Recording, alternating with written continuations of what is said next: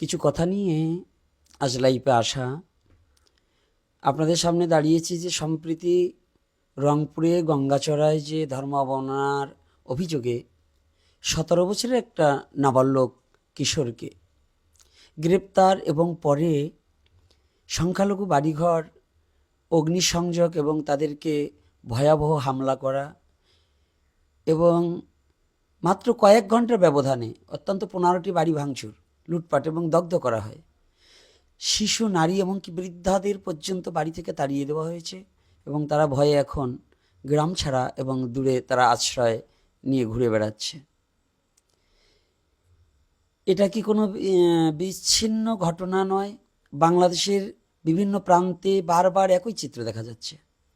বাংলাদেশে যে একবার দুবার নয়, এই ধর্ম অবমাননার নাম করে যে সনাতনীদের প্রতি যে নির্যাতন, এটা একবার দুবার নয়। ৭১-এর পর থেকে বারংবার শুধুই একটাই চিত্র ভেসে আসছে, ধর্ম অবমাননা, ধর্ম অবমাননা। তাহলে যে সম্প্রীতির বন্ধন এবং বাংলাদেশ অসাম্প্রদায়িক দেশ, ধর্ম অবমাননা যদি কেউ করে সবার জন্য সমান শাস্তি এবং সবার জন্য বাংলাদেশের আইন এক হওয়া উচিত। বাংলাদেশে যদি ধর্ম অবমাননা হয়, হ্যাঁ আমিও তার পক্ষে, সে শাস্তি পাক, কিন্তু যে অবমাননা করেছে সে শাস্তি পাবে। এজন্য একটা জাতি এবং একটা সম্প্রদায় তার শাস্তি পেতে পারে না, এবং একটা গ্রামের লোকজন সবাই নয়। আর যদি এদিকে বিচার করতে হয় আর এদিকে যদি আলোকপাত করতে হয়, এই বাংলাদেশের মধ্যে সনাতন ধর্ম নিয়ে ব্যঙ্গাত্মক বিভিন্ন মূর্তি ভাঙা, বিভিন্ন রকম কার্যকলাপ, এটা কিন্তু বাংলাদেশের অনেকবার, বহুবার হচ্ছে। যে সরকারই থাকুক না কেন, প্রত্যেকটা সরকারের আমলে, এখন তো সরকারই নেই, তো যতবার সরকার ছিল প্রত্যেকটা সরকারের আমলে যতগুলো কাণ্ড ঘটিয়েছে তার একটা বিচার কিন্তু এই সনাতনী জাতি পায়নি। সংখ্যালঘুদের কোনো বিচার পাওয়া হয়নি। তাহলে সংখ্যালঘুরা যারা, তাদের কি কোনো ধর্ম নয়? সংখ্যাগুরু তাদের কি শুধু ধর্ম?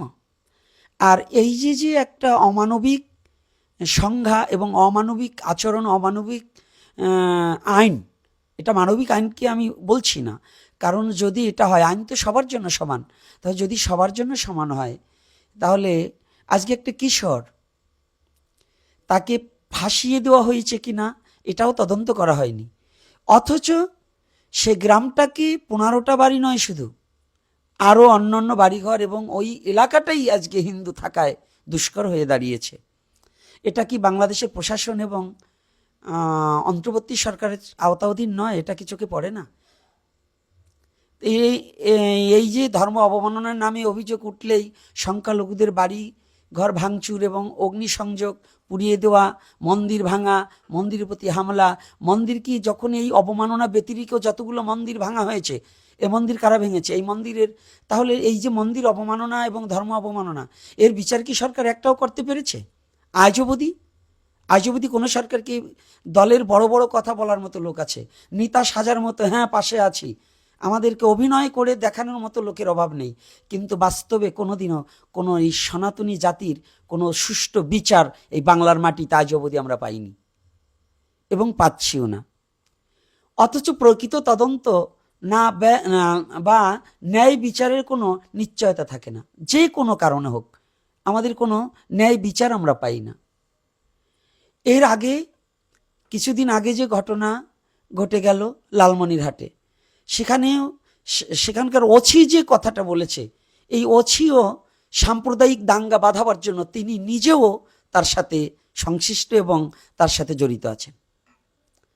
তাহলে তিনি একজন আইনের লোক হয়েও যে কাজগুলো করেছে, এবার যদি সঠিক আইনের বিচার করা হতো, অপরাধীকে যদি বিচার করা হতো, সঠিক অপরাধী যে তাকে বিচার করা হোক, এতে আমি সপক্ষে এবং আমরাও তার পক্ষে, যে সঠিক অপরাধী যেন বিচার পাক এবং শাস্তি হোক, এটা আমার একটাই কথা হচ্ছে, যে অপরাধ করেছে তাকে কেন সরাসরি আদালতে এনে বিচার করা হচ্ছে না, এবং প্রতিবারই পুরো হিন্দু সম্প্রদায়কে লক্ষ্য করে কেন নির্যাতন, নিপীড়ন এবং তাদেরকে অত্যাচার চালানো হয়? রাষ্ট্র কি শুধু নীরব দর্শক হয়ে থাকবে? রাষ্ট্রপক্ষ কি শুধু নীরব দর্শক ভূমিকা পালন করবে? তেনাদের কি চোখ কান খুলে রেখে যদি এই ছেলে অপরাধ করে তাকে আগে আইন আছে, প্রশাসন আছে, তার যদি প্রশাসনিকভাবে যদি সে সঠিক দোষী সাব্যস্ত হয় তাহলে তার বিচার করুক, এটা আমরাও বিচার চাই। কিন্তু তার সেই ভালো করে পর্যবেক্ষণ না করে, দোষী সাব্যস্ত না করে হুটহাট কান নিয়ে গেল চিলে, আমি কানে হাত না দিয়ে চিলের পিছনে দৌড়িয়ে প্রত্যেকটা সনাতনী ধর্ম অবমাননার পিছনে এই কাহিনীগুলোই ঘটেছে। পরে তাদের কাউকে হুদিশ পাওয়া যায় না যারা এই ঘটনাগুলো ঘটিয়েছে। কিন্তু যারাই ঘটিয়েছে নিশ্চয়ই এই সাম্প্রদায়িক এবং বাংলাদেশের ভাবমূর্তি নষ্ট করার জন্য যারা ঘটিয়েছে তাদেরকে আমি সরকারকে আহ্বান করব, এটা নিজে একটু প্রশাসনিক দিক থেকে চেষ্টা করলে, প্রশাসন পারে না এমন কোনো কিছু নেই, প্রশাসন ইচ্ছা করলে অনেক কিছু পারত, কিন্তু যদি প্রশাসন অন্ধ হয়ে বসে থাকে তাহলে পারবে না। তাহলে প্রশাসনের কাছে কোনো কথা নেই। যদি তারা বলে যে আমরা অন্ধ তাহলে আমাদের কোনো কথা নেই, আর যদি বলে যে না প্রশাসনিক ভবন এবং প্রশাসনিক দপ্তর আমরা সঠিক ন্যায্য বিচার করি, তাহলে সনাতনী জাতির বিচারগুলো কই এবং কেন বিচার হচ্ছে না, এটাও আমরা জানতে চাই। বাংলাদেশের সংবিধান প্রতিটি নাগরিকের সমান অধিকার ও নিরাপত্তা দেওয়ার অঙ্গীকার করেছে, কিন্তু বাস্তবে দেখা যাচ্ছে সংখ্যালঘুরা আজ সবচেয়ে অসহায়। সরকারের কেবলমাত্র আশ্বাসের বাণী দেয়, কিন্তু মাঠে কোনো কাজের পদক্ষেপ দেখা যায় না। সরকার শুধু আমাদেরকে সেই পুতুল খেলার মতো আমাদের নিয়ে খেলা করছে। যখন যে দলের রাজনীতিক নেতারা আসে শুধু সনাতন সম্প্রদায়টাকে খেলার ছলে তারা ব্যবহার করছে, তারা কিন্তু কখনো সনাতনীর পাশে কোনোদিনই থাকছে না, ছিলও না, থাকছেও না, কারণ শুধু সনাতনকে ব্যবহার করে যাচ্ছে। তাই আমি আশা রাখবো যে এই যে কাহিনীগুলো বাংলাদেশে, কেন সনাতনী ভিন্ন কি আর কোনো জাতি নেই? শুধু সনাতনীদেরকে নিয়ে এত বড় কাহিনী, এত নাটক করতে হবে কেন? এই নাটকগুলো করার কি প্রয়োজন আছে গো? এই নাটকগুলো বন্ধ করতে হবে। আর এই নাটক যদি বন্ধ করে থাকেন, এগুলো নিয়ে আমরা আর চুপ করে বসে থাকতে পারছি না। আমি আজ বাংলাদেশের সরকারকে স্পষ্টভাবে বলতে চাই, সংখ্যালঘু হিন্দুদের উপর এ ধরনের হামলা আর কোনোভাবেই সহ্য করা হবে না। এই যে এগুলো সম্পূর্ণ দায়ী সরকার। যদি দু একটা বিচার করত, 2, 4, 10টা বিচার যদি করত, এই অবমাননার নাম দিয়ে যারা সংখ্যালঘুদের প্রতি অন্যায় অবিচার এবং বাড়ি দখল, ভূমি দখল, বাড়িঘরকে অগ্নিসংযোগ, এই সন্ত্রাসীদের ধরে যদি 2 একটা ফাঁসির দড়িতে ঝুলিয়ে দিতে পারত, তাহলে এই সরকারের এই অবমাননার এই যে অপরাধগুলো এটা হতো না। আমি বলছি যদি কোনো সনাতনী জাতি যদি এরকম কোনো ধর্ম অবমাননা করে তাকে ফাঁসিতে দেওয়া হোক। কিন্তু একটা কথা আছে, শুধু তাকে ফাঁসিতে দিলে হবে না, যদি এই সনাতন ধর্মকেও কেউ অবমাননা করে তার বিচারটাও যেন করা হয়। আমার ধর্ম আপনার ধর্ম যেমন আপনার কাছে শ্রেষ্ঠ, আমার ধর্ম আমার কাছে শ্রেষ্ঠ। শুধু আপনার ধর্ম আপনার মাকে বকা দিলে যেমন আমার অপরাধ হয়, আমার মাকে বকা দিলে কি আপনার অপরাধ হবে না? একই দেশে দুটো আইন কি করে পরিবেশটা হচ্ছে, একই আইন কি করে প্রচার হচ্ছে? সংখ্যালঘুদের জন্য কি আইন নেই? এটা কি শুধু আইন আপনাদের জন্য, সংখ্যাগরিষ্ঠদের জন্যই আইন? এগুলোকে পরিত্যাগ করুন। এই সংকীর্ণ মনতা এবং এই যে সন্ত্রাসী কার্যকলাপ, এটাকে বন্ধ করুন। আমি অনুরোধ করে বলছি, এটাকে বন্ধ করাতে হবে। প্রতিটি এই সংখ্যালঘু হিন্দুদের উপর এ ধরনের যে হামলাগুলো হচ্ছে, এগুলোর ব্যাপারে সরকার কখনোই কোনো কথা বলছে না। প্রতিটি ঘটনার সুষ্ঠু তদন্ত, অপরাধীদের দৃষ্টান্তমূলক শাস্তি দিতে হবে। ক্ষতিগ্রস্ত পরিবারগুলোকে পুনর্বাসন ও নিরাপত্তা নিশ্চিত করতে হবে। এজন্য আমি প্রশাসন এবং সরকারের কাছে আহ্বান করছি। এবং আমরা আন্তর্জাতিক মানবাধিকার সংস্থা, জাতিসংঘ এবং বিশ্বব্যাপী হিন্দু সংগঠনগুলোকে আহ্বান জানাচ্ছি। আমি সারা বিশ্বের যেখানে যে সনাতনী জাতি আছে, হিন্দু জাতি এবং সনাতনী সম্প্রদায় যেখানে আছে, সারা বিশ্বের কাছে, জাতিসংঘের কাছে এরা শুধু আমাদের সান্ত্বনা বাণী দিচ্ছে। আর কিছু দালালেরা আছে, এরা বলছেন যে বাংলাদেশে কোনো সম্প্রীতির কোনো দুর্ঘটনা ঘটেনি, সনাতনীদের প্রতি কোনো অত্যাচার হয়নি। এগুলো অন্ধ হয়ে বসে আছে, এদের চোখ নেই। এরা দালালি করতে করতে, এজেন্ট হয়ে এরা দালালি করতে করতে এরা সমস্ত কিছু করতে পারে। এরা নিজের মা বোনকেও বিক্রি করে দিতে পারে টাকার কাছে। কিন্তু এগুলোকে পরিত্যাগ করে সমস্ত বিশ্ববাসী সনাতনী জাতির কাছে আমার আহ্বান, জাতিসংঘে এই প্রস্তাবটা দেওয়া হোক। এখনো বাংলাদেশের হিন্দু নির্যাতন বন্ধ হয়নি। সনাতনীদের প্রতি অত্যাচার চলেই যাচ্ছে এবং বেড়েই চলছে। এটা সম্বন্ধে যদি এইটাকে বন্ধ না করা হয়, অন্তর্বর্তী সরকার যদি এটাকে কঠোর পদক্ষেপ নিয়ে যদি অতি সত্বর অতি অবিলম্বে যদি এটাকে অব্যাহত না করা হয়, তাহলে জাতিসংঘের দ্বার প্রান্তে আমাদের যেতে হবে এবং আমরাও যাওয়ার জন্য প্রস্তুত নেব। বাংলাদেশের হিন্দুদের চলমান বাংলাদেশের হিন্দুদের উপর চলমান নির্যাতনের বিরুদ্ধে ঐক্যবদ্ধভাবে দাঁড়াতে হবে সমস্ত সনাতনী। কে কোন দল করেছেন, কে কোন দল করেছে এটা দেখার সময় নেই। আমরা সনাতনী, জাতির প্রতি আঘাত আসলে সেটাকে রুখতে হলে পরে সমস্ত সনাতনী এক হয়ে আমাদের দাঁড়াতে হবে। এবং সমস্ত সনাতনীর কাছে আমার একটা অনুরোধ, আপনারা সবাই এক হয়ে চলমান পরিস্থিতিকে উপেক্ষা করতে হলে এবং তার মোকাবেলা করতে হলে আমাদের সনাতনীদের এক হতে হবে। সবাই এক হয়ে আসুন, আমরা এই সনাতনী জাতিকে এই নিপীড়ন দানবের হাত থেকে, আমরা সেই দুষ্ট লোকের হাত থেকে আমাদের জাতি এবং মা বোনকে রক্ষা করার চেষ্টা করব এবং সকলে দাঁড়ান। এবং আমি আর একটা কথা জানাতে চাই, এদেশের হিন্দুরা অপরাধী নয়, তারা সমান নাগরিক যারা ন্যায় বিচার এবং নিরাপত্তা পাওয়ার অধিকার রাখে। এই বাংলাদেশে জন্মেছি, স্বাধীন দেশ, এই বাংলা ৭১-এ স্বাধীন হয়েছে এবং এই স্বাধীন দেশে আমি জন্মেছি। এই স্বাধীন দেশের বঙ্গভূমিতে আমাদের যাদের জন্ম, আমরা ন্যায় বিচার আশা করি। আমরা এই দেশ থেকে ভেসে আসিনি। যদি এদেশের একজন মুসলমান যে বিচার পাবে, আমার জন্য সেই বিচার একই অবস্থা হতে হবে। এটা আমাদের দাবি এবং আমাদের অনুরোধ। ধর্ম অবমাননার কখনো সহ্য করা হবে না, কিন্তু তার নামে নিরহ হিন্দুদের উপর গণপিটনি বা অগ্নিসংযোগ, ঘর বাড়ি ভাঙচুর, এটাও মেনে নেওয়া যাবে না। আমরা ধর্ম অবমাননার পক্ষে নই, কিন্তু সেটাকে সঠিক তদন্ত করতে হবে। আমরা কিন্তু কখনোই ধর্ম অবমাননা হোক এটা চাই না। যে ধর্মে জন্মগ্রহণ করেছে তার কাছে তার ধর্ম শ্রেয়। আমার সনাতন শিক্ষা দিয়েছে, স্বধর্ম নিধনং শ্রেয় পরধর্ম ভয়াবহ। অন্য ধর্মকে শ্রদ্ধা করো, সম্মান করো। আমার সনাতন ধর্ম শিখায়নি অন্য ধর্মের গীবত গাওয়া, অন্য ধর্মের নিন্দামন্দ করা, তার সম্বন্ধে বাজে মন্তব্য করা। কিন্তু এই বাংলাদেশের বুকে অনেক ধর্ম প্রচারক দেখেছি, তারা লাগাতার সনাতনের নিন্দামন্দ এবং কথা যদি 10 মিনিট বলে, তার 8 মিনিটই সনাতন ধর্মের ধর্ম অবমাননার কথা বলছে। সেগুলো কি আপনাদের চোখে পড়ে না? না তখন কালো সানগ্লাস পরা থাকে?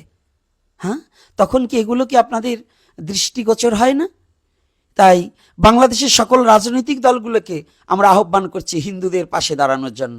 হিন্দুদের পিঠ দেওয়ালে ঠেকে যাচ্ছে। আর কত হিন্দুদের ঘর বাড়ি জ্বালাবেন, হিন্দুদের যুবকদের হত্যা করবেন, হিন্দু মা বোনেদের ইজ্জত লুটে নেবেন, তাদের ঘর বাড়ি দখল করবেন, এই শুধু একমাত্র ধর্ম অবমাননার নামে? দেওয়ালে পিঠ ঠেকে গেলে সিংহ শাবক ঘুমিয়ে থাকে, কিন্তু তাকে খোঁচা মেরে জাগালে কিন্তু পরিণতি ভালো হয় না। আমি আশা রাখবো যে সারা বাংলাদেশের সমস্ত রাজনীতিবিদ এবং যারা সুশীল নাগরিক বৃন্দ আছেন, সবার দৃষ্টিগোচর হোক এবং আমার এই লাইভ এবং আমার এই কথাগুলো বেশি করে শেয়ার করে তাদেরকে পৌঁছিয়ে দেওয়া হোক, যারা অসাম্প্রদায়িক বাংলাদেশের চেতনায় বিশ্বাসী, যারা এখনো মানবতায় বিশ্বাসী এবং যারা সত্যিকারের ধর্ম পালন করে, সন্ত্রাসী ধর্ম নয়, সত্যিকারের ধর্ম পালন করে, সে যে ধর্মের হোক, তাদের কাছে আমার কথাগুলো পৌঁছিয়ে দেওয়া হোক এবং বর্তমান অন্তর্বর্তী সরকারের কানেও যেন আমার এই কথাটা চলে যায়। আর আইন উপদেষ্টা তিনিও যেন একটিবার এই কথাগুলো শ্রবণ করে যে আইনের যারা অবমাননা করবে এবং যারা দোষী তাদের আইনের আওতায় এনে তাদের শাস্তি দেওয়া হোক। আর একটা কথা, যে আমাদের এভাবে ধুকে ধুকে মারাচ্ছে, যদি এমনই মারার ইচ্ছা থাকে তাহলে বারে বারে এই ধর্ম অবমাননার নাম দিয়ে আমাদের কলঙ্কিত না করে আমাদের জাতিকে একবারে মেরে দেওয়া হোক। বিশ্ব জেনে যাক যে বাংলাদেশে সনাতনীদের প্রতি কতটা অবিচার, অন্যায় এবং অত্যাচার চলছে, এটা সারা বিশ্বে জানুক। আর একটা কথা না বলেই পারছি না, দুঃখের সাথে বলতে হচ্ছে, বাংলাদেশের হিন্দু বৌদ্ধ খ্রিস্টান ঐক্য পরিষদ ও সংখ্যালঘু ঐক্য মোর্চার যে ব্যানারে আয়োজিত এক সংবাদ সম্মেলনে জানানো হয়, চলতি বছরে জানুয়ারি থেকে জুন পর্যন্ত বাংলাদেশের বিভিন্ন স্থানে 27 জন নিহত হয়েছেন। এছাড়া গত 11 মাসে মোট 442টি সাম্প্রদায়িক মামলা ও সহিংসতার ঘটনা ঘটেছে। এমন অভিযোগের পরিপ্রেক্ষিতে পুলিশ তদন্ত চালিয়েছে, জানিয়েছে ঐক্য পরিষদের সব অভিযোগই ভিত্তিহীন, এতে সাম্প্রদায়িকতার কোনো প্রমাণ মেলেনি। এই যে কথাটা মিলেছে, তাহলে এগুলো কি চলছে? যদি এক একটা ধরে জবাব দিতে বলে, এক একটা জায়গা যদি আমরা দর্শন করিয়ে দেব, আমি তার প্রমাণ সহ দেখিয়ে দিতে পারবো। কিন্তু যারা তদন্ত করেছে নিশ্চয়ই তাদের চোখের ডাক্তারটা একটু ভালো করে দেখানো দরকার। চোখের ডাক্তার অর্থাৎ নেবাও হতে পারে কিংবা ছানিও পড়তে পারে, কারণ ছানি পড়েছে শুধু সনাতনী সংখ্যালঘুদের এই সত্যতা যদি যাচাই করা হয় তাহলে ওনরা টিকতে পারবে না, কারণ ওনরাই আগে ধরা খাবে। কারণ প্রশাসনিক ব্যবস্থা একেবারে এত ঢিলা হলে হবে না, এত হাত ছেড়ে দিলে হবে না। আর যদি প্রশাসনিক ব্যবস্থার মধ্যেও যদি আপনাদের গাফুলতি থাকে তাহলে প্রশাসনিক চাকরিটাও আপনাদের জন্য উচিত নয়। আমি যে কথাটা বলছি, তাহলে এগুলো কি পুলিশের চোখে পড়ে না? যে কর্মগুলো করা হচ্ছে এগুলো কি পুলিশের চোখে পড়ে না? আইনের আওতায় নয়? কিন্তু যারাও আছে উদ্ধৃত কর্মকর্তা, তারা দেখার একবার চেষ্টাও করছে না। পুলিশ কি তাহলে আমরা বুঝতে পারি এমন কাজের আইনের সংস্পৃশ্যতা এবং এই কাজের সাথে তারা সম্পর্কিত কাজের সাথে জড়িত আছে? যদি এর আওতাধীন, আইনের আওতাধীন যদি এদেরকে কখনোই শাস্তি না প্রদান করে এবং এই দুষ্ট লোকদের যদি এ করে তারা বাড়িয়ে দিয়ে চলছে, তাহলে বুঝবো প্রশাসনও তার সাথে জড়িত আছে।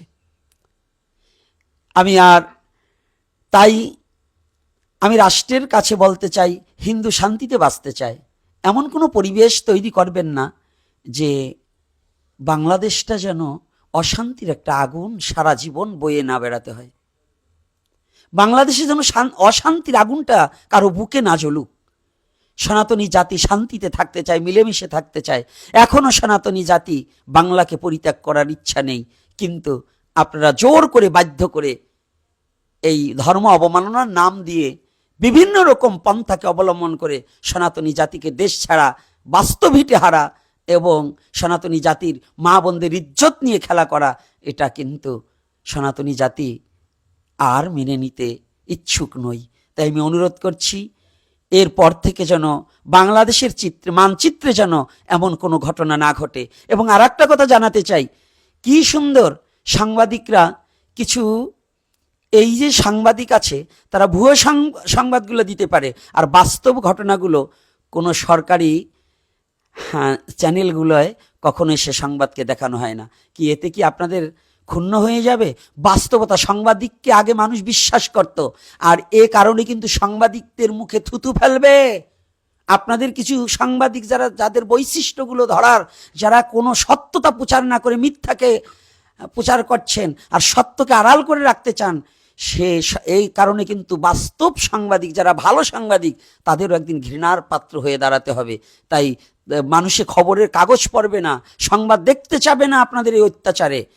তাই আমি আশা রাখব, আর যদি বোঝেন যে বাংলাদেশে সাংবাদিকদের মধ্যেও কিছু সন্ত্রাসী ঢুকে পড়ছে, সেগুলোকে ছাঁটাই করে দিয়ে অরিজিনাল সাংবাদিক রাখতে হবে, যে বাংলাদেশের সঠিক সংবাদ যারা প্রচার করতে পারে, তাদেরকে আপনারা টেনে নিন। আমি আর দীর্ঘায়ী আজকে থাকবো না লাইভে, এর পরবর্তীতে আসব, মাঝে মাঝে আসছি এবং আসব। সমস্ত বাঙালি জাতির হৃদয়ে মাঝে শুদ্ধ ভালোবাসা উদয় হোক, সম্প্রীতির বন্ধন অটুট থাকুক এবং সারা বাঙালি জাতি যেন নিজের মাতৃভূমিকে ভালোবাসতে শিখুক। জয় নিতাই, জয় গৌর হরি বল। সকলে ভালো থাকবেন।